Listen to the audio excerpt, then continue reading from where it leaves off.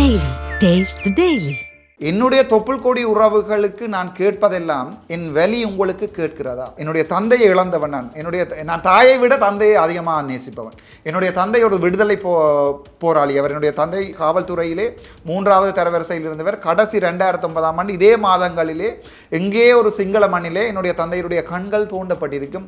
அவர் தமிழீழத்தை நேசித்ததால். என்னுடைய தந்தையினுடைய இதயங்கள் வெட்டி எடுக்கப்பட்டிருக்கும் அவர் தமிழீழத்தை நேசித்ததால். ஆகவே எங்களுடைய வலிகளை இந்த மக்கள் புரிந்து கொள்ள வேண்டும். முதலாவது,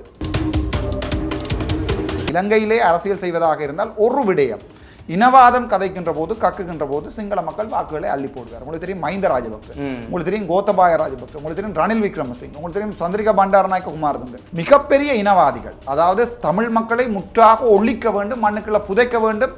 தனி சிங்கள சட்டம், தனி பௌத்த சட்டங்களை இலங்கையிலே கொண்டு வந்த அரசியல்வாதிகள். முக்கியமாக எங்களுடைய பக்கத்தில் இருக்கிற அரசியல்வாதிகள் பல பேர் சிங்கள அரசியல்வாதிகளுடைய கைக்கூலிகளாக இருக்கிறார்கள். தமிழிலே ஒன்று கதைப்பார்கள், சிங்களத்திலே ஒன்று கதைப்பார்கள். எங்களுக்கு ஓடி வரக்கூடிய ஒரே இடம் வரலாறாக தமிழகம் மாத்திரம்தான். எங்களுடைய தேசிய தலைவரையும் வளர்த்து விட்டதும் ஊக்குவித்ததும் எம்ஜிஆர் என்கின்ற ஒரு மிகப்பெரிய தமிழக முதல்வர். அதே போன்று தற்சமயம் இந்த அரசியலிலே தமிழீழ மக்கள் நிம்மதியாக வாழ வேண்டிய ஒரு அரசியலை தெரிவு செய்ய வேண்டுமாக இருந்தால் இந்தியாவினுடைய அழுத்தம் மட்டும்தான் எங்களுக்கு தேவைப்படுகிறது. ஸோ இந்தியாவினுடைய அழுத்தத்தை பிரயோகிக்கக்கூடிய தமிழக முதலமைச்சர் இப்போது இருப்பது அண்ணா விஜய் அவர்கள் மாத்திரம்தான். ஸோ தமிழக மக்கள் எங்களுடைய முதலமைச்சரிடம் கேட்க வேண்டும். எங்களுடைய வலிகளையும் எங்களுடைய இனம் அழிந்ததுக்குரிய நியாயமான விடயங்களை கேட்டுத்தருது. சர்வதேச விசாரணை ஒன்று இந்தியாவினுடைய மத்தியஸ்தத்துடன் வந்தால் கூட நாங்கள் அதை ஏற்றுக்கொள்வோம். ஸோ எங்களுடைய தமிழீழ மக்கள் கொலை செய்யப்பட்டது என்றாவது ஒரு நாள் நியாயம் கிடைக்கும் என்ற நம்பிக்கையில் தமிழக மக்களை நோக்கி வருகிறோம். அவ்வளவுதான். அதிமுக திமுக இந்த தமிழ் யாழ்ப்பாணத்து அரசியல்வாதிகளை வளர்த்தது, காசாக கொட்டியது. அதிலே இவர்கள் சுகபோகமாக வாழ்ந்தார். இப்போது முதல்வர் விஜய் அவர்கள் வந்திருக்கிறதால அவர்களுடைய வரத்து, இப்போ சீமானுடைய வரத்து 0, அது மாதிரி இவர்களுடைய பணவரவும் இல்லை.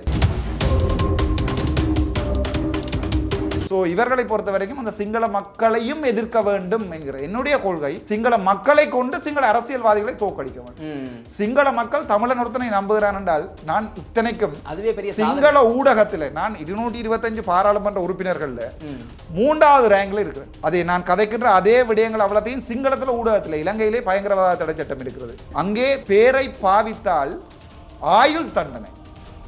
ஆனால் சிங்கள ஊடகங்களிலே தலைவர் எங்களுடைய தெய்வம் என்று சிங்களத்தில் சொல்லியிருக்கிறேன். இதை விட என்னுடைய தலைவனுக்கு செய்ய வேண்டிய ட்ரிபியூட் எனக்கு வேற எதுவுமே இல்லை.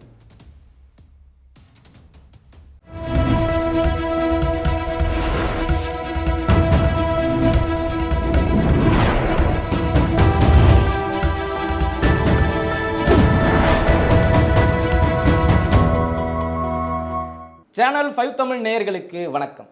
இந்த நேர்காணலில் நம்மோடு இணைந்திருப்பவர் இலங்கை பாராளுமன்ற உறுப்பினர் டாக்டர் ராமநாதன் அர்ச்சுனா அவர்கள். வாருங்கள், அவரோடு பேசுவோம். அண்ணா வணக்கம். வணக்கம். உங்களோடு சந்தித்து பேசுவதில் ரொம்ப மகிழ்ச்சி. ரொம்ப சந்தோஷம். அண்ணா, நீங்கள் இன்றைய வரைக்கும் அங்கே இலங்கையில் இருந்து நீங்கள் பேசக்கூடிய பேச்சுக்கள் எல்லாம் தான் நாங்கள் இங்கே கேட்டுக்கிட்டு இருக்கோம். இலங்கையில் தமிழர்கள் இருக்கக்கூடிய அநீதிகள் எல்லாம் நீங்கள் ஒன்றொன்னா சொல்லும்போது இங்கே எங்களுக்கு புரியுது. இன்னமும் நம் தமிழர்கள் அங்கு படும் துயரத்துக்கு ஆளாகிறாங்க அப்படின்றத. நேற்று நீங்கள் தமிழகம் வந்து தமிழக வெற்றி கழகத்தின் அமைச்சர்லாம் கூட சந்தித்து பேசியிருக்கீங்க. உங்கள் சைட்லேருந்து என்னென்ன நமக்கு தேவைகள் அங்கே இன்னைக்கு இருக்குண்ணா இலங்கையில்? என்னுடைய இனத்தினுடைய தேவைகளை சொல்வதாக இருந்தால் இந்த நேர்காணல் மட்டும் போதாது. ஆனால் உங்களுக்கு தெரியும், நாங்கள் ஒரு சுதந்திரமான ஒரு விடுதலைக்காக போராடின ஒரு இனம் தமிழினம். தமிழ் பேசுகிறோம் என்கிற ஒரு வார்த்தைக்காக, அந்த தமிழன் என்கிற ஒரே ஒரு காரணத்திற்காக இலட்சக்கணக்கான மக்கள் கொலை செய்யப்பட்ட மாதம் இந்த மாதம். ஒரு மனித இனப்படுகொலை நடந்த மாதம் மே மாதம் 18ஆம் தேதி ஒரு மனித இனப்படுகொலை அரங்கேறிய நாள். என்னுடைய இனத்திற்கான வலிகள் நான் நினைக்கிறேன் எந்த கவிஞர்களாலேயுமே எழுத முடியாத ஒரு வலிகள். தேவைகள் என்பது அடுக்கிக் கொண்டே போகலாம். ஆனால் எங்களுடைய வலிகள் அடுக்கப்பட முடியாதவை. அதிலே மிக பிரதானமான வலி ஒரு இனப்படுகொலை. மே 18ஆம் தேதி என்னுடைய இனம் அழிக்கப்பட்ட ஒரு இனப்படுகொலை தான் அந்த முக்கியமான ஒரு எங்களுடைய ஆற்றாத வலி. அந்த ஆற்றாத வலியோடு சேர்ந்தது தான் இந்த மே 18ஓடு எங்களுடைய ஒரு இனத்திற்கே தலைவனாக இருந்தவர் இன்றைக்கு நாங்கள் தேடிக்கொண்டிருக்கின்ற ஒரு மேதகு. இந்த வலிகளிலே நாங்கள் இப்போது எதிர்பார்ப்பது மே 18ஆம் தேதி அது வரைக்கும் மே மாதத்திலே ஏப்ரல் மாதத்திலே மார்ச் மாதத்திலே கொலை செய்யப்பட்ட மக்கள் வைத்தியசாலைகளிலே எத்தனையோ ஆயிரம் மக்கள் மருந்துகள் இல்லாமல், உணவில்லாமல், தண்ணி இல்லாமல், சாப்பாடு இல்லாமல் கடத்தப்பட்டு, கண்கள் எல்லாம் கட்டப்பட்டு, தலையிலே சுடப்பட்டு, உயிரோடு புதைக்கப்பட்ட ஒரு மிகப்பெரிய வலி இருக்கிறது.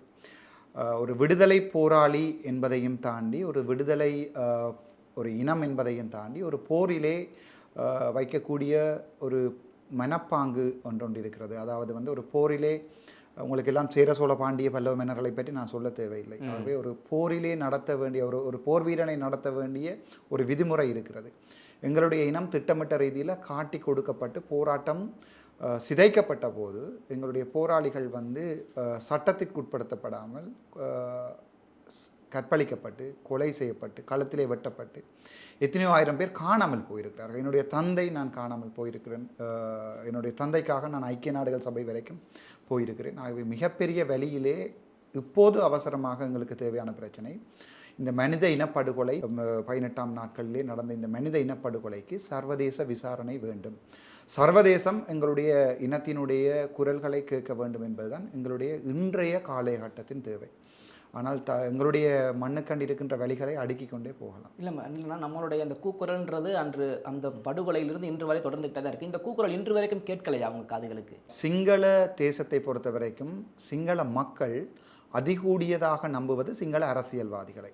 திட்டமிட்ட ரீதியில் 1948ஆம் ஆண்டுக்கு பிறகு எங்களுடைய நாடு சுதந்திரம் அடைந்ததன் பிறகு தமிழ் மக்கள், நான் இப்போது இருக்கின்ற பாராளுமன்றத்திலே முதல் சபாநாயகர் ஒரு தமிழர், சிங்களவனும் இல்லை ஒரு முஸ்லீமும் இல்லை, முதல் சபாநாயகன் ஒரு தமிழர். 1948ஆம் ஆண்டு ஆங்கிலேயர்கள் வெளியேறுகின்ற போது தமிழர்களுடைய கையிலே தான் கொடுத்திருக்க வேண்டும் இந்த நாட்டை. ஆனால் நாங்கள் சிறுபான்மை. அப்போது நாங்கள் இருந்தது 20-22%. ஆனால் உயர்ந்த பதவிகளில் எல்லாம் சேர் போன் ராமநாதன் உட்பட மிகப்பெரிய மேதாவிகள் அந்த காலத்திலே இருந்தார்கள். ஆனால் அதை அவர்கள் சிங்கள அரசாங்கத்திடம் கொடுத்து விட்டு போகின்ற போது அன்று தொடங்கிய இனப்படுகொலை, 48ஆம் ஆண்டு கடைசி ஆங்கிலேயன் இலங்கையை விட்டு வெளியேறிய போது தொடங்கிய இனப்படுகொலை அப்படியே கட்டவிழ்த்து விடப்பட்டு 83ஆம் ஆண்டு ஒரு தமிழ் மக்களுக்கு எதிரான கருப்பு ஜூலை என்று சொல்லப்படுகின்ற மிகப்பெரிய மனித இனப்படுகொலையில் தொடங்கி 2009ஆம் ஆண்டு ஒரு இனத்தை முற்றுமுழுதாக லட்சக்கணக்கான மக்களை கொன்று புதைத்திருக்கிறார்கள் முள்ளிவாய்க்கால் மண்ணிலே. அந்த வலிகளை சிங்கள மக்களுக்கு சொல்லுவதற்கு அந்த வலிகளை தெரிந்தவன் ஒருத்தன் சிங்களத்திலே கதைக்க வேண்டும். இப்போ நாங்கள் சிங்கள மக்களுக்கு நாங்கள் தமிழ் சொல்வதால் அவர்கள் அதை கேட்க மாட்டார்கள். எனக்கு இப்போ ஹிந்தியில் யாராவது சொன்னால் எனக்கு விளங்காது. ஆகவே நான் சிங்கள மக்களுக்கு எங்களுடைய வலிகளை, எங்களுடைய இனம்பட்ட அவலங்களை சிங்களத்தில் சொல்ல வேண்டும் என்று ஆசைப்படுகிற ஒருவன். ஆனால் இந்த சிங்கள அரசியல்வாதிகள் எங்களை போன்றவர்களை காலங்காலமாக கொலை செய்து தான் இருக்கிறார்கள். 2004ஆம் ஆண்டு நினைக்கிறேன் ரவிராஜ் அண்ணா என்று சொல்லப்படுகிற பாராளுமன்ற உறுப்பினர் மிக திறமையாக, என்னை விட மிக கச்சிதமாக சிங்களம் கதைப்பார். அவர் ஒவ்வொரு சிங்கள ஊடகங்களாக ஏறி 2004ஆம் ஆண்டு போர் நடக்கின்ற காலங்களிலே தமிழ் மக்கள் படுகிற அவலங்களை, இந்த போரை நிறுத்த வேண்டும், இந்த எங்களுடைய சுதந்திர வேட்கை என்ன, நாங்கள் சிங்களம், எங்களுடைய தேசிய தலைவர் மேதகு அவர்கள் தன்னுடைய உரையிலே தெளிவாக சொல்லியிருக்கிறார். நான் சிங்கள மக்களுக்கோ சிங்கள கலாச்சாரத்துக்கோ எதிரானவன் அல்ல, என்னுடைய இனத்தை மட்டுமே நான் பாதுகாப்பதற்காக போராடுகிறேன். நாங்கள் எங்களுடைய கொள்கையும் சிங்கள மக்களுக்கு எதிரானது இல்லை, ஒரு இனவாத அரசுக்கு எதிராகத்தான், ஒரு கொடுங்கோல் அரசுக்கு எதிராகத்தான் எங்களுடைய போராட்டமும் 1985-86ஆம் ஆண்டிலிருந்து 2009 வரைக்கும் நடந்தது. ஆகவே அவர்களுக்கு நாங்கள் கதைக்கின்ற விடயம் தற்போது கேட்கிறது. அதனால் சிங்கள மக்களில் ஒரு பகுதியினர் என்னை வெறுக்கிறார்கள் என்றால் இவன் எங்கே தமிழ் மக்களுடைய உண்மையான பிரச்சனையை கொண்டு வந்து சிங்கள மக்களிடம் சொல்லிவிடுவானோ என்ற இதே போன்று சிங்கள ஊடகங்களில் எல்லாம் பயப்படாமல் நான் சிங்களத்திலே கதைத்திருக்கிறேன். அதே போல எங்களுடைய தமிழர்களை வித்து பிழைக்கின்ற கூட்டத்திற்கு எங்கே இவன் உண்மையான நல்ல சிங்களவர்களை எல்லாம் தமிழர்களை பார்க்க வைத்து விடுவான் ஒரு பெரிய பிரச்சனை இருக்கிறது. அவர்களுக்கு அந்த வழிகளை கேட்க வேண்டுமாக இருந்தால் அவர்களுடைய மொழியிலே நாங்கள் சொல்ல வேண்டும். அந்த கடமையை தான் நான் இப்போது செய்து கொண்டிருக்கிறேன். வழிகள் கேட்கிறது, ஆனால் அவருடைய அரசியல்வாதிகள் இந்த இனவிரோதம் என்பதைத்தான் வைத்து அரசியல் செய்கிறார்கள். இலங்கையிலே அரசியல் செய்வதாக இருந்தால் ஒரு விடயம், இனவாதம் கதைக்கின்ற போது கக்குகின்ற போது சிங்கள மக்கள் வாக்குகளை அள்ளி போடுவார். உங்களுக்கு தெரியும் மஹிந்த ராஜபக்ச, உங்களுக்கு தெரியும் கோத்தபாய ராஜபக்ச, உங்களுக்கு தெரியும் ரணில் விக்ரமசிங்க, உங்களுக்கு தெரியும் சந்திரிகா பண்டாரநாயக்க குமாரதுங்க, அதுக்கு முன்னம் JR ஜெயவர்தன, அதுக்கு முன்ன எல்லாருமே மிகப்பெரிய, ஈவன் ரணசிங்க பிரேமதாச இப்போது எதிர்கட்சி தலைவருடைய அப்பா ரணசிங்க மிகப்பெரிய இனவாதிகள். அதாவது தமிழ் மக்களை முற்றாக ஒழிக்க வேண்டும், மண்ணுக்குள்ள புதைக்க வேண்டும், தனி சிங்கள சட்டம், தனி பௌத்த சட்டங்களை இலங்கையிலே கொண்டு வந்த அரசியல்வாதிகள். இப்போது இருப்பவர்கள் அவர்களுடைய பிள்ளைகள். அதே நேரம் இப்போது எங்களுடைய தமிழ் பக்கத்தில் இருப்பவர்கள் அந்த நேரம் எங்களுடைய இனத்தை காட்டி கொடுத்த ஜிஜி பொன்னம்பலத்தினுடைய பிள்ளைகள். ஸோ காலங்காலமாக காட்டி கொடுப்பு தான் எங்களுடைய இனத்தை அழைத்து கொண்டிருக்கிறது. முக்கியமாக எங்களுடைய பக்கத்தில் இருக்கிற அரசியல்வாதிகள் பல பேர் சிங்கள அரசியல்வாதிகளுடைய கைக்கூலிகளாக இருக்கிறார்கள். தமிழிலே ஒன்று கதைப்பார்கள், சிங்களத்திலே ஒன்று கதைப்பார்கள். என்னிடம் பல பேர் கேட்பது, நான் என்னுடைய பாராளுமன்ற உரைகளில் பல நிமிடங்களில் சிங்களத்தில் உரையாற்றி இருக்கிறேன். அப்போது என்னோட நிற்கின்ற தோழமையாக நிற்கின்ற கௌசல்யா நரேந்திரன் என்னுடைய சட்டத்தரணி, என்னுடைய செக்ரட்டரி கட்சியினுடைய, நீங்களே சிங்களத்தில் கதைக்கிறீர்கள், உங்களுக்கு சிங்கள வாக்குகள் வேண்டுமான்னு என்னோட சண்டைப்படுத்தியிருக்கிறான். அப்போது நான் சொல்லியிருக்கிறேன், இந்த தீர்வு காண வேண்டுமாக இருந்தால் அடிப்பவனுக்கு எங்களுடைய வலிகள் தெரிய வேண்டும். நீங்கள் அடிக்கிறாய், எங்களுக்கு வலிக்கிறது என்பது அவனுக்கு விளங்க வேண்டும். ஆகவே அவனோட மொழியில் நாங்கள் சொல்லணுமென்று ஆசைப்பட்டிருக்கிறோம். அவர்களுக்கு கேட்கிறது, ஆனால் அதை மாற்றுவதற்கு எங்களுடைய தமிழ் அரசியல்வாதிகள் என்னை விடப்போவதில்லை. நான் போராடுகிறேன். ஆனால் கண்டிப்பாக தமிழ்நாட்டில் இன்றைக்குமே அன்றைக்கி 2009 நடக்கும்போது எல்லாருமே நம்ம தொப்புள் உறவுகள் இப்படி கொல்லப்படுகிறது ஏன்னு ரொம்ப வருத்தப்பட்டு இங்கே போராட்டங்கள் வெகுண்டு எழுந்தாங்க. அதற்கு பிறகு எல்லாம் சரியாகி விட்டது என்பது போல் எல்லாமே நார்மல் ஆகிட்டாங்க. ஆனால் இன்றைக்கும் நீங்கள் உங்களுடைய குரல் மட்டும்தான் ஒழிச்சுக்கிட்டு இருக்கு. மற்றபடி அங்கே உள்ள மக்களின் குரல் வெளி அளவில் இங்கே தெரிய மாட்டேங்குது தமிழ்நாட்டிலேயே. 2009 எங்களுக்கென்று ஒரு தலைவன் இருக்கிறான், எங்களுக்கென்று ஒரு போராளிகள் இருக்கிறார்கள் என்ற துணிவிலே ஒவ்வொரு தமிழனும் திருப்பி கதைத்தான்.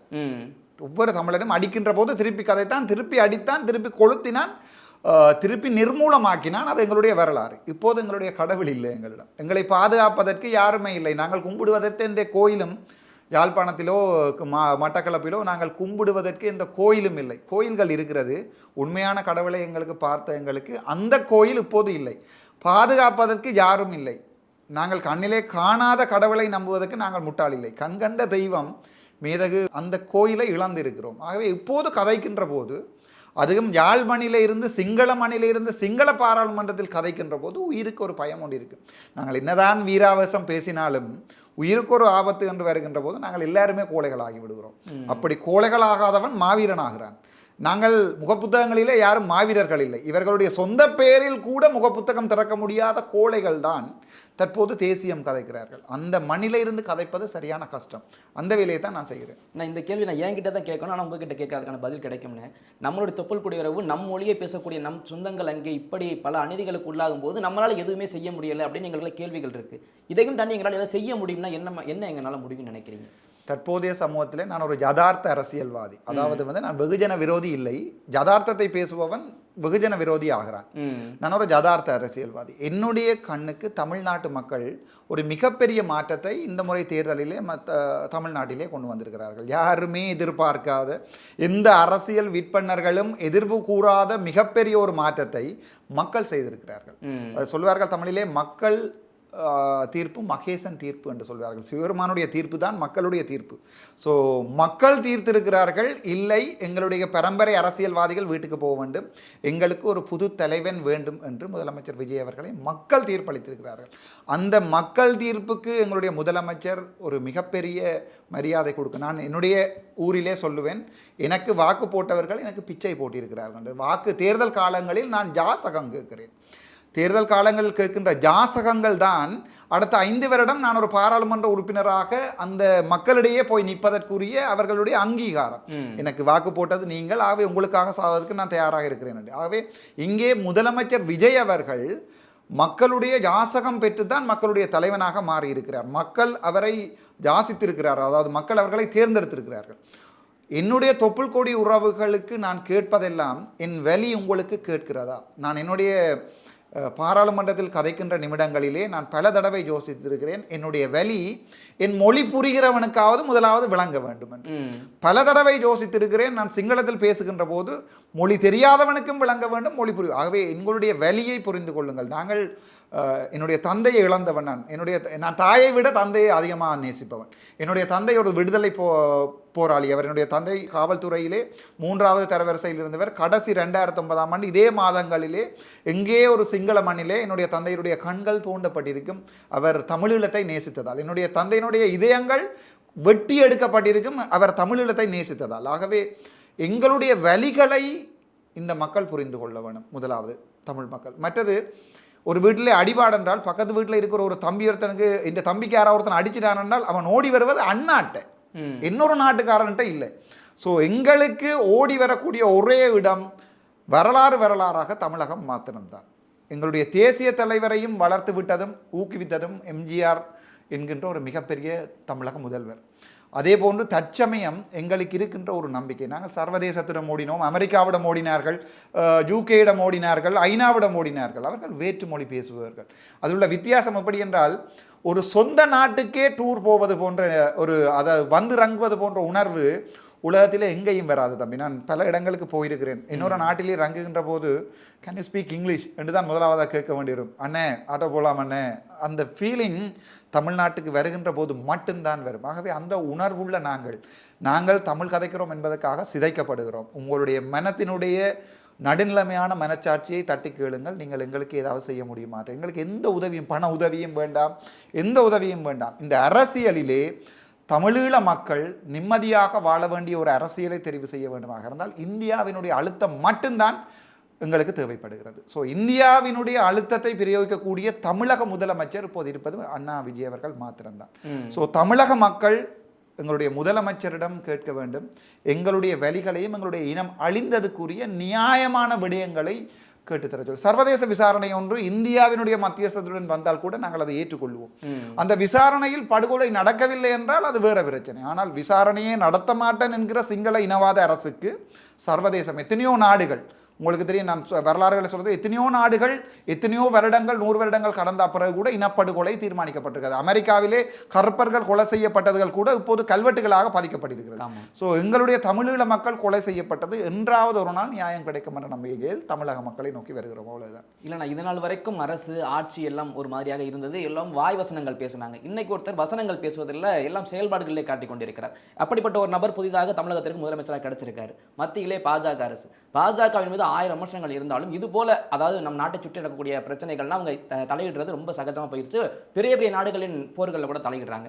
இங்க இருக்கக்கூடிய முதலமைச்சர் விஜய் அவர்கள் அழுத்தம் கொடுத்தால் இந்த முறை நீங்க கேட்கக்கூடிய நடக்குமா? அதை விட இன்னொரு கேள்வி என்ன அப்படின்னா, அன்றைக்கு 2009 ஏதோ ஒரு தைரியத்தில் கை வைத்தார்கள். இன்றைக்கு அந்த கை வைக்க தைரியம் வருமா இலங்கையில சிங்களர்களுக்கு? இன்றைய நிலம் கூட நாங்கள் படுமோசமாக பாதிக்கப்படுகிறோம். தமிழை பேசுகிறோம் என்பதற்காக நல்ல உதாரணம் சொல்லுகிறேன். தையிட்டி என்கின்ற தமிழ் மக்களுடைய காணியிலே சிங்கள பௌத்தம் இனவாதம் 2017ஆம் ஆண்டு 2009ஆம் ஆண்டு போர் முடிந்து கிட்டத்தட்ட 8 வருடங்களுக்கு பிறகு 2017ஆம் ஆண்டிலிருந்து 2021ஆம் ஆண்டுக்கும் எங்களுடைய சொந்த காணிகளில், என்னுடைய பரம்பரை காணிகளுடைய, தமிழனுடைய காணிகளிலே ஒரு பௌத்த விகாரையை கட்டி வைத்திருக்கிறது. அதை வைத்து தமிழ் அரசியல்வாதிகளும் சிங்கள அரசியல்வாதிகளும் அரசியல் செய்கிறார்கள். தமிழ் அரசியல்வாதிகள் சொல்வார்கள் இதை இடிக்க வேண்டும் என்று, சிங்கள அரசியல்வாதிகள் சொல்வார்கள் தமிழ் மக்கள் இடிக்க கேட்கிறார்கள் என்று. ஸோ சிங்கள மக்கள் தமிழர்களுக்கு எதிராக திரும்புவார்கள். இந்த சில்லறை அரசியல் அங்கே நடந்தோம். இன்றைக்கும் நாங்கள் எங்களுடைய சொந்த காணிகளுக்கு திரும்பி போக முடியவில்லை. எங்களுடைய சொந்த நிலங்களிலே விவசாயம் செய்ய முடியவில்லை. நான் உங்களுடைய பாராளுமன்ற உரையை கேட்டிருப்பீர்கள், கச்சதீவை வேண்டுமென்றால் விஜயண்ணாவிடம் கொடுங்கள், கச்சதீவை அல்ல யாழ்ப்பாணத்தையும் கொடுங்களடான்னு ஒரு தடவை கதைத்திருப்பேன். 2வது தடவை யாழ்ப்பாணம் அல்ல தமிழ் பேசுகின்ற மட்டக்களப்பையும் தமிழக மக்களிடம் கொடுங்கள் என்று சொல்லி நான் கேட்டிருப்பேன். இது 1978ஆம் ஆண்டு கிருஷ்ணன் என்கின்ற ஒரு என்னுடைய மூத்தவர் ஒருவர் ஐக்கிய நாடுகள் சபையிலே அமெரிக்காவின் நியூயார்க்கில் போய் பதிவு செய்த விடயம், யாழ்ப்பாணத்தை இந்தியாவிடம் கொடுங்கள், நீங்கள் கொலை செய்யாதீர்கள் என்று 78ஆம் ஆண்டு அவர் ஐநாவிலே உரையாற்றினார். 83ஆம் ஆண்டு கலவரம் வந்து எங்களுடைய இனம் அழிக்கப்பட்டது. 2009ஆம் ஆண்டு எங்களுடைய இனம் அழிக்கப்பட்டு 2026ஆம் ஆண்டு மறுபடியும் நான் சொல்லியிருக்கிறேன், என் இனத்தை தமிழக மக்களிடம் கொடுங்கள், அவர்கள் பார்த்து கொள்வார்கள் என்று. இந்த 78ஆம் ஆண்டு அந்த ஐக்கிய நாடுகளில் சபையில் கதைக்கின்ற போது அது நடந்திருந்தால், ஒரு பேச்சுக்கு இலங்கையினுடைய இறையாண்மையை தாண்டி யாழ்ப்பாணத்தை கொடுக்க முடியாது, இருந்தும் அது நடந்திருந்தால் இன்றைக்கு எத்தனையோ ஆயிரம் மக்கள் கொலை செய்யப்பட மாட்டார்கள்.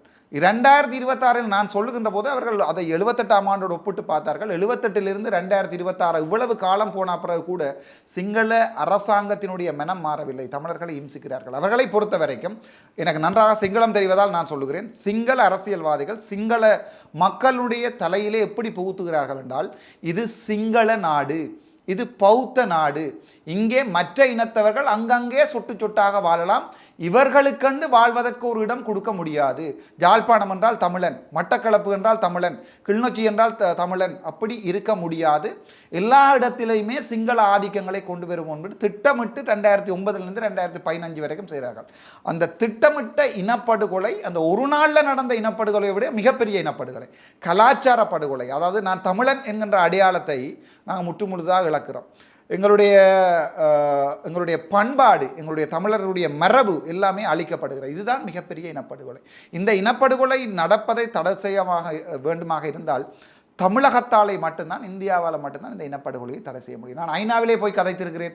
அவர்களை பொறுத்த வரைக்கும் அது ஒரு ஜாப். என்னிடம் அவர்கள் அஃபிடேவிட் சத்திய கடதாசி வேண்டினார்கள், அவ்வளவுதான். ஐநா மறந்து விட்டிருக்கிறது. இலங்கையே நடந்த இனப்படுகொலைக்கு என்னுடைய தந்தையை காணவில்லை என்று முதலாக ஐநாவிலே வழக்கு போட்டதும் நான் தான் 2024ஆம் ஆண்டு அரசியல்வாதியாக வந்த பிறகு. இன்று வரைக்கும் அதற்குரிய விசாரணை ஐக்கிய நாடுகள் சபை செய்யவில்லை. ஆகவே அமெரிக்காவிடம், இஸ்ரேலிடம், சிங்கப்பூரிடம் போய் அழுவதற்கு நாங்கள் தயாராக இல்லை. என்னுடைய அண்ணன் பக்கத்து நாட்டிலே தான் இருக்கிறான். அண்ணன் முதலமைச்சர் இருக்கிறான். ஒரு தடவை கேட்டு பார்ப்போம் என்று தான் வந்தேன். இல்லை என்று சொன்னால் நாங்கள் திருப்பி போய் விடுகிறோம். நாங்கள் செத்தா பிறகு கூட நீங்கள் ஏதாவது செய்ய நினைத்தால் அதை செய்யலாம். இல்லை, கண்டிப்பாக செய்ய போகிறார் மாற்றம் அப்படின்ற அடிப்படையில் தானே விஜய் அவர்கள் இன்றைக்கு முதலமைச்சராக பொறுப்பேற்றிருக்கிறார். என்னுடைய கேள்வி என்னன்னா, இந்த அளவுக்கு ஆதங்களை நம்ம தெரிவிக்கிறோம் அப்படின்னா அரசியலாக நமக்கு பலமாக இருக்கணும். ஏன்னா இன்றைக்கு தமிழ்நாட்டில் 2 கட்சிகள் தான் பெரிய கட்சிகள்னு சொல்லி ஆடிக்கிட்டு இருந்த சூழ்நிலையில் நான் இருக்கேன் புதுசானு விஜய் அவர்கள் நிரூபித்து காப்பிச்சார். அதுபோல இலங்கையில் நாமும் அரசியல் ஆதிக்கத்தை கையில் எடுக்க முடியாது. நான் பார்த்த வரை பாராளுமன்றத்தில் உங்களின் குரல் மட்டும் தான் ஒலிக்கிறது. உங்களுக்கு எதிராக பேசக்கூடியவர்கள் கூட தமிழிலே உங்களை எதிர்த்து பேசுகிறார்கள். ஸோ நீங்கள் மட்டுமே அந்த அளவுக்கு அங்கே ஸ்ட்ராங்காக பேசி நம்ம இன்னும் அரசியல் பலம் வேணும் இல்லை? அங்கே என்னோடு இருக்கின்ற மூத்த அரசியல் தலைவர்கள் எல்லாருமே நான் முதல் பாராளுமன்ற நாட்கள் 78 நாட்கள் என்னை பாராளுமன்றத்தில் கதைக்கவே விடவில்லை. எந்த தமிழனும் எனக்கு உதவி செய்யவில்லை. எனக்கு அப்போதுதான் நான் என்னொரு மருத்துவராக இருந்து பாராளுமன்றம் என்றால் என்னென்று தெரியாமல் அங்கே போய் இருக்கிறேன். இந்த தமிழனும் ஏன் இன்னொரு தமிழனை கதைக்க விடாமல் தடுத்து வைத்திருக்கிறீர்கள் என்று அன்ற வரைக்கும் கேட்கவில்லை. ஆனால் என்னுடைய உரையை எடுத்து பாருங்கள் என்று நான் கதைக்க ஆரம்பித்தனோ அன்ற நாளில் இருந்து என்னோடு நின்ற ஒவ்வொரு தமிழனுக்கும் உரிமை மறுக்கப்படுகின்ற போது பாயிண்ட் ஆஃப் ஆர்டர் என்ற ஒரு சத்தம் கேட்கும் பாராளுமன்றத்தில். நான் தமிழில் கேட்க விரும்புகிறேன் ஐயா என்று சொல்லித்தான் நான் கேட்குறேன். நான் ஏனென்றால் அவர்கள் என்னை எதிரிகளாக பார்க்கலாம். இவ்வளவு அரசியல் செய்தவர்கள் இலங்கையிலே அரசியல் செய்கின்ற போது மிகப்பெரிய பணம் கொட்டும். சீமானனை விட பணக்காரனாக வரலாம் இலங்கையிலே அரசியல் செய்கின்ற போது. சீமானனை மிகப்பெரிய முதலாளி, மிகப்பெரிய பணக்காரன். அவரை விட பயங்கர பணக்காரனாக இலங்கையிலே வரலாம். இந்த அரசியல்வாதிகளை பொறுத்த வரைக்கும் தங்களுடைய குடும்பத்தினுடைய பிள்ளைகள் எல்லாருமே வெளிநாட்டில். இவர்களில் யாருமே தங்களுடைய பிள்ளைகளோ அண்ணன் தம்பிகளோ ஸ்ரீதரனாக இருக்கட்டும், சுமந்திரனாக இருக்கட்டும், சாணக்கியனாக இருக்கட்டும், யாருக்குமே விடுதலை புலிகளோடு எந்த தொடர்பும் இல்லை. இவர்கள் அரசியலை கச்சிதமாக 2009 2020 வரைக்கும் செய்தவர்கள். 2024ஆம் ஆண்டு என்று நான் இறங்கினேனோ அன்றைக்கு இவர்கள் என்னை எதிரியாக பார்த்தார்கள். ஏனென்றால் அங்கே நடக்கின்ற ஒவ்வொரு விடயங்களையும் திட்ட தெளிவாக நான் என்னுடைய மக்களுக்கு சொல்லுகிறேன். பாராளுமன்றம் என்றால் இவ்வளவுதான். இங்கே பேரம் நடக்கிறது, குதிரை பேரம் என்று தற்போது கலைக்கப்படுகிறது. அதனுடைய உச்சக்கட்ட பேரங்கள் இலங்கையிலே நடக்கும். ஏனென்றால் அங்கே இப்போ இங்கே ஒரு பாராளுமன்றம் இருந்து தமிழ் மக்களும் இந்தி மக்களும் இருக்கிற பாராளுமன்றமாக இருந்து அந்த கிந்தியிலே போய் கதைக்கின்றவன் கிந்தியிலே டீல் அடித்து விட்டு தமிழ்நாட்டு மக்களை எல்லாம் துரோகம் செய்தால் உங்களுக்கு எப்படி இருக்கும்? அந்த வழியோடு தான் நான் அங்கே போராடுகிறேன். ஸோ என்னையும் நோக்கி கை நீட்டுகிறார்கள், இவனும் சிங்களத்தினுடைய கைக்கூலி என்று. ஆனால் ஏனென்ன இவர்களுடைய காரணம் என்னென்றால் என்னையும் மக்கள் வெறுக்கட்டும் என்று. ஆனால் காலப்போக்கில் இந்த அரசியல் இவர்களுக்கு தோற்று போயிருக்கிறது. 19 தமிழ் அரசியல்வாதிகள் 21 இருந்த காலத்தில் விடுதலை புலிகள் இருக்கேக்கல இப்போது 11ஆக குறைந்திருக்கிறது. மக்கள் இவர்களை வெறுக்க ஆரம்பித்திருக்கிறார்கள். இவர்களுடைய சொத்துக்கள், இவருடைய சித்தாந்தங்கள், இவர்கள் இந்த தேர்தல் காலங்கள் 4 நாட்கள் மட்டும்தான் யாழ்ப்பாணத்துக்கு வருவார்கள். வேறு எந்த நாட்கள்லையும் இப்போது அவர்களுக்கு மிகப்பெரிய தலையடி. நான் முழு நாட்களும் யாழ்ப்பாணத்தில் தான் நிற்கிறேன். ஆகவே நான் அடுத்த தேர்தலில் வெல்லுவேனாக என்ற பயத்தில் இப்போது முழு நேரமும் அவர்கள் சிரட்டையிலே கஞ்சி குடித்து படம் போட வேண்டிய நிலைமையில் அவர்கள் இருக்கிறார்கள். நான் மிகவும் ஆழமாக ஆசைப்படுகிறேன் இந்த தமிழ் அரசியல்வாதிகள் ஒன்றாக சேர வேண்டும் என்று. அவர்கள் என்னிடம் கேட்கிற கேள்வி, நீர் வந்து பின்னால் நிற்பீரென்றால் ஓகே, பட் நீர் வந்து எங்களுக்கு சமமாக நிற்க முடியாது. நான் சொன்னேன், அண்ணன் நீங்கள் உங்களுடைய பாதையில் போங்கள், நான் என்னுடைய பாதையில். மக்கள் அடுத்த தேர்தலில் யாரை தீர்மானிப்பார்கள் என்று. நான் இப்போது எதிர்ப்பது சிங்கள இனவாதிகளையும் இந்த தமிழ் அரசியல் கட்சிகளில் இருக்கின்ற சிங்கள இனவாதிகளுடைய சப்போர்ட். மாவீரர் தினத்தை நீங்கள் சொன்னால் நம்புவீர்களோ தெரியாது. இப்போ சில பேர் சொல்வார்கள் என்னை நாமலனுடைய நண்பர் என்று. அதே நேரம் நாமல் ராஜபக்ச என்ற வந்து மஹிந்த ராஜபக்சவனுடைய மகன். அதே நேரத்தில் எங்களுடைய தளபதி விஜய் அவர்களும் நாமல் ராஜபக்ச அவர்கள் வாழ்த்து தெரிவித்திருப்பார், முதலமைச்சருக்கு வாழ்த்துக்கள் என்று. அதுவும் வந்து எக்ஸ் தளங்கள் எல்லாம் ஓடி இருந்தது. இந்த அரசியல்வாதிகள் இருக்கிறார்கள், தமிழ் அரசியல்வாதிகள், அவர்கள் மாவீரர் தினம், உங்களுக்கு தெரியும் மாவீரர் தினம் என்றால் எங்களுடைய நவம்பர் 27. அந்த மாவீரர் தினத்தை யாழ்ப்பாணத்திலே அரசியலுக்காக கொண்டாடுவதற்காக மஹிந்த ராஜபக்சவின் மகனிடம் காசு வேண்டி இருக்கிறார்கள் என்று எனக்கு மஹிந்த ராஜபக்சனுடைய மகன் நாமல் ராஜபக்ச நேரடியாக சொன்னான். சரிதானே, உன்னுடைய மற்ற அரசியல்வாதிகள் எங்களிடம் காசு வேண்டித்தான் அங்கே மாவீரர் தினம் கொண்டாடுகிறார்கள், நீ ஏன் மாவீரர் தினம் கொண்டாடவில்லை என்று. நான் சொன்னேன், இது ராமநாதன் அர்ச்சுனா, அது செல்வராசா கஜேந்திரன், அவர்களுக்கும் எனக்கும் வித்தியாசம். அதனால் அந்த சிங்களவன் கூட சொல்கிறான், அர்ச்சுனா தன்னுடைய மக்களுடைய வழிகளை கதைக்கிறான், அவனை யாருமே கொலை செய்யவோ தாக்கவோ கூடாது. நாமல் ராஜபக்ச இருக்கலாம், இப்போ இருக்கிற இந்த சிங்கள பாராளுமன்ற உறுப்பினர்களுக்கு தெரியும். என்னடா நான் உண்மையை சொல்கிறேன், என்ன வந்து கதைப்பார்கள், மச்சா இந்த அப்படியே பார்த்துட்டு நீ வா எங்களுடைய பக்கத்து, நான் சிங்கள நன்றாக கதைப்பேன், எங்களுடைய பக்கத்துக்கு வா, நீ லக்ஷ்மண் கதிர்காமர் மாதிரி கூட வரலாம் என்றுவார்கள்.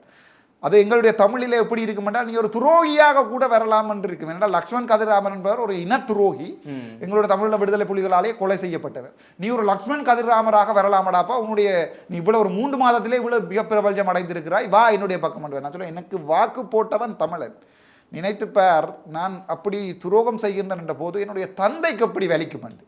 ஆனால் நான் உன்னுடைய நண்பனாக இருக்கப்படுகிறேன். நாளை என்னுடைய இனமும் இந்த தமிழனும் அடிபட்டு சாகக்கூடாது, சிங்களவனும் அடிபட்டு சாகக்கூடாது. தேவையென்றால் நான் உங்களுக்கு தெரியும், பழைய காலத்து யுத்தங்களிலே மன்னரும் தான் ரங்கி அடிபடுவார். தன்னுடைய படை வீரர்களை பாதுகாக்க வேண்டுமா இருந்தால் மன்னன் சொல்லுவான், வா நானும் நீயும் மோதுவோம் என்று. நான் இவர்களிடம் சொல்லியிருக்கிறேன், நாங்கள் அரசியல் என்ற மேடையிலே உங்களை படிப்பேன் நான் உண்டு. அதனால தான் சிங்கள மக்களும் என்னை காதலிக்கிறார்கள் என்ற பயத்தில் இப்போது அவர்கள் மிகவும் பயப்படுகிறார்கள். அதாவது எனக்கு சிங்கள மக்களுடைய 40,000, அது அங்கே சின்னம் தானே, அங்கே 6 லட்சம் தமிழ் மக்களுக்கு 40,000ன்றது பெரிய விடயம், தமிழகத்தோடு ஒப்படைக்க சின்ன விடயம். 40,000 சிங்கள மக்கள் தொடர்கின்ற சிங்கள முகப்புத்தக பேஜ் இருக்கிறது எனக்கு, MP அர்ச்சுனா ராமநாதன் ஃபேன்ஸ் என்று. ஆனால் இன்று வரைக்கும் ஒரு சிங்கள அரசியல்வாதிக்கு சிங்கள மக்களுடைய ஃபேன்ஸ் குரூப் இல்லை. தங்களுடைய சொந்த இதில் தாங்களே ஆரம்பித்து, எனக்கு தெரியாது யார் அந்த குரூப்பை ஆரம்பித்தார்கள். நான் ஒரு தடவை அதுக்கு மெசேஜ் அனுப்பினேன், இந்த குரூப்பை வச்சிருக்கிறோம் யாராப்பா, எனக்கு என்னோட கதை உண்டு. அவன் கதைச்சார், நான் களுத்துறையிலிருந்து ஒரு சிங்கள படியம் கதைச்சார், டாக்டர் உங்களை நான் காதலிக்கிறோம். நான் சொன்னேன், அது எங்களுக்கு பிரச்சனை இல்லை, நீங்களாவது இந்த நாட்டில் உண்மையை சொல்கிறீங்க டாக்டர், நீங்கள் உங்களோட தமிழனுக்காக கதைக்கிறீங்களா, நான் உங்களுக்கு கௌரவம் அளிக்கிறோம். நீங்கள் எங்களுடைய எதிரிதான், ஆனால் நான் உங்களை கொல்ல மாட்டோம். ஏனென்றால் உங்களுடைய மக்களுடைய வழிகளை உங்களோட ஒருத்தனாவது கதைக்க வேண்டும். அது இங்கே இருக்கிற தமிழ் அரசியல்வாதிகளுக்கு மிகப்பெரிய பிரச்சனையாக இருக்கிறது. ஏனென்றால் அங்கே இருக்கிற முழு சிங்கள அரசியல்வாதியும் சொல்லுவான், என்ன இந்த கட்சிக்காரனுக்கு போன முறை நான் தான் 80 லட்சம் கொடுத்தேன், இவனுக்கு 30 லட்சம் கொடுத்து முள்ளிவாய்க்கால் இவன் இந்த காசில் தான். இங்கே இப்போ அதிமுக திமுக இந்த தமிழ் யாழ்ப்பாணத்து அரசியல்வாதிகளை வளர்த்தது, காசாக கொட்டியது, அதிலே இவர்கள் சுகபோகமாக வாழ்ந்தார்கள். ஒவ்வொரு தேர்தலுக்கும் கிட்டத்தட்ட 1,10,00,000 20 லட்சத்துக்கு வந்து இவர்கள் அங்கே தேர்தலுக்கு நோட்டீஸ் அடிப்பார். 1,10,00,000 அங்கே மிகப்பெரிய காசு, இங்கே மாதிரி இல்லை. அதை இங்கேருந்து அனுப்பும் அதிமுக திமுக. இப்போது முதல்வர் விஜய் அவர்கள் வந்திருக்கிறதால அவர்களுடைய வரத்து, இப்போ சீமானுடைய வரத்து 0, அது மாதிரி இவர்களுடைய பணவரவும் இல்லை. இவர்களுக்கு அரசியல் ஏழைகளாக போயிருக்கிறது. ஏனென்றால் இங்கே அதிமுக திமுக தோற்று இருக்கிறது. ஸோ இவர்களை பொறுத்த வரைக்கும் அந்த சிங்கள மக்களையும் எதிர்க்க வேண்டும் என்கிற என்னுடைய கொள்கை, சிங்கள அரசியல்வாதிகளை தான் எதிர்க்கணும். அவர்களுடைய கொள்கை சிங்கள மக்களை கொண்டு சிங்கள அரசியல்வாதிகளை தோக்கடிக்க வேண்டும். சிங்கள மக்கள் தமிழன் ஒருத்தனை நம்புகிறான் என்றால், நான் இத்தனைக்கும் சிங்கள ஊடகத்தில் நான் 225 பாராளுமன்ற உறுப்பினர்களில் 3வது ரேங்கில் இருக்கிறேன். அதை நான் கதைக்கின்ற அதே விடயங்கள் அவ்வளோத்தையும் சிங்களத்தில் ஊடகத்தில், இலங்கையிலே பயங்கரவாத தடை சட்டம் இருக்கிறது, ப்ரிவென்ஷன் ஆஃப் டெரரிசம் ஆக்ட், சட்டத்திரணி கூட இருக்கிறார் கௌசல்யா நரேந்திரன். அங்கே பேரை பாவித்தால் ஆயுள் தண்டனை. ஆனால் சிங்கள ஊடகங்களிலே தலைவர் எங்களுடைய தெய்வம் என்று சிங்களத்தில் சொல்லியிருக்கிறேன். இதை விட என்னுடைய தலைவனுக்கு செய்ய வேண்டிய ட்ரிபியூட் எனக்கு வேறு எதுவுமே இல்லை. என்னுடைய தலைவனை நான் மதிக்கிறதுக்கு இதை விட வேறு எதுவுமே இல்லை. ஆகவே காலம்தான் அதுக்கு பதில் சொல்லணும். கண்டிப்பாக நான் உங்களுடைய பல்வேறு நேரத்தை ஒதுக்கி எங்களுடைய பல்வேறு கருத்துக்களை பகிர்ந்து வைக்கிறோம். நன்றி. நான்